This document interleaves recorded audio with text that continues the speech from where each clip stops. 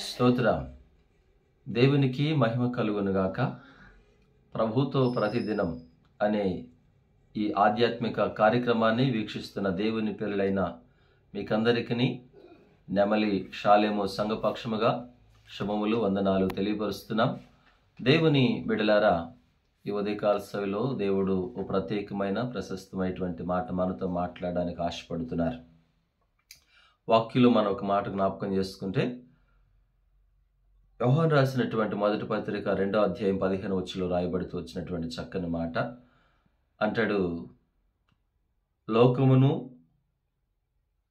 లోకములో ఉన్న వాటినైనను ప్రేమింపకుడి అని భక్తుడైన యోహాను గారు మాట్లాడుతూ వచ్చారు. లోకములో ఉన్న వాటిని ప్రేమించకుడి అని అన్నాడు. ఇది దేవుని చేత హెచ్చరించబడుతున్న మాట.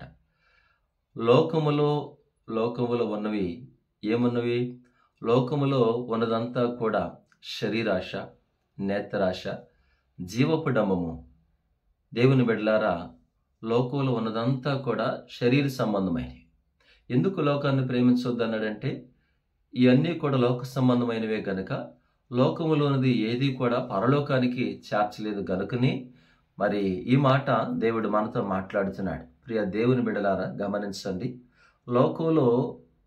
లోకములో దేవుని బిడలారా శరీరాశ, నేత్రాశ, జీవపు డంబం. అందుకే కదా ఎందుకు ఈ మాట చెబుతానంటే, దేవుడు లోకాన్ని ఎంతో ప్రేమించాడు.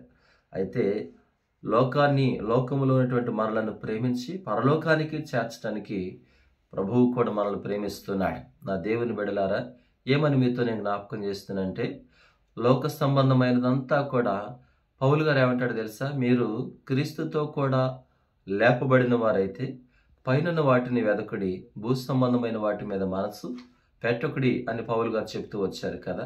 దేవుని బిడ్డలారా, నిజంగా మనం రక్షించబడినటువంటి వారం, బాప్తిసాలు పొందినటువంటి వారమై ఉండగా ప్రభువులో మనము ఎదుగుతున్నప్పుడు ఇంకా లోకాన్ని మనం ప్రేమించకూడదు, ప్రభువును ప్రేమించమని వాక్యం చెప్తా ఉంది.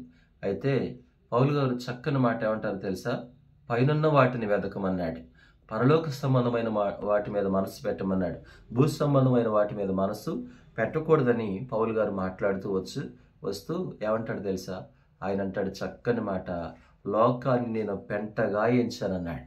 దేవుని బిడ్డలారా, గమనించండి. లోకాన్ని పెంటగా ఎంచాను అంటే, లోకంలో ఒకవేళ మనకి రమ్యమైనవి ఎన్నెన్నో కనబడుతూ ఉంటాయి. విలువైనవి ఒకవేళ వెండి, బంగారాలు, వజ్ర వైడూర్యాలు, ఈ లోక సంబంధమైనవి అన్నీ కూడా ఎంతో విలువైనవి అని నువ్వు అనుకోవచ్చులే, కానీ ఇవి మనలను పరలోకానికి చేర్చేవి కాదు. కనుకని లోకములో ఉన్నవన్నీ కూడా పెంటతో సమానముగా పౌలు గారు ఎంచుతూ వచ్చాడు ఈ ఉదయకాల సమయంలో. అందుకే ఇంకా లోకాన్ని ప్రేమిస్తున్నావా అని దేవుని పేరిట నేను ప్రశ్నిస్తున్నాను. దేవుని ప్రేమించు అంటాడు కదా. సామెతల అంతకర్త అంటాడు, నన్ను ప్రేమించు వారిని నేను ప్రేమిస్తున్నానని దేవుడు మాట్లాడుతూ వచ్చాడు.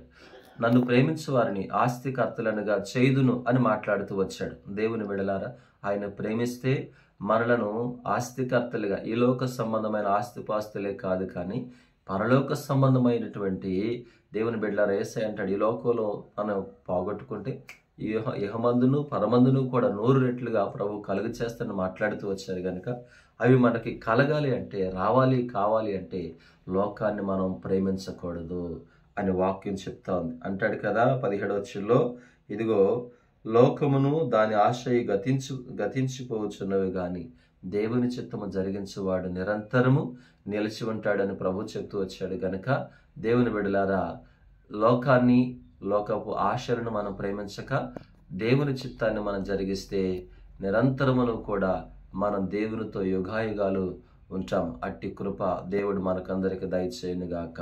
ప్రార్థన. ఆశ్చర్యుడా, వందనాలు.